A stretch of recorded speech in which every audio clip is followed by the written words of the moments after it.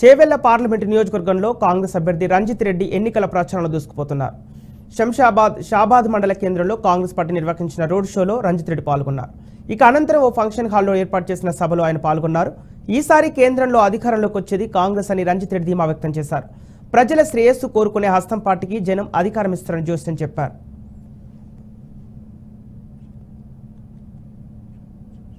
Chevella parliament నియోజకవర్గ గడ్డ మీద అక్కా జిల్లా అన్నదమ్ములకు వదిలేస్తున్నా. ఎందుకంటే ఇది ఇద్దరి మధ్యలో పోటీ, బద్ధకం వర్సెస్ బాధ్యత.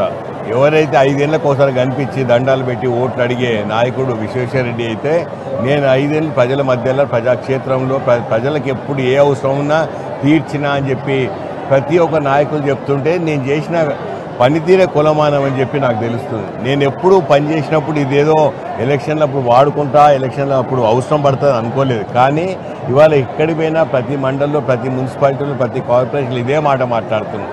అన్నా నువ్వు మంచిగా సహాయం చేసినావు, అన్నా నువ్వు మాకు అందుబాటులో ఉన్నావు, ఇంటికి వస్తే ఆదరించినావు, గుర్తుపట్టినావు. ఆయన గుర్తుపట్టాడు, ఏం పని సహాయం చేయలేని చెప్పిండ్రు. అది నాకు చాలా సంతోషం. వాళ్ళ ఇష్టం. ఇక ఎంత మెజార్టీ అన్నది, నేను విశ్వేశ్వరరెడ్డి లాగా రంజిత్ రెడ్డి నాకు పోటీ కాదు, రంజిత్ రెడ్డి మీద నాకు 3 లక్షలు వస్తాయి, రంజిత్ రెడ్డికి డిపాజిట్ రాదని చెప్పే అంత విఘ్నత లేనివాడిని కాదు.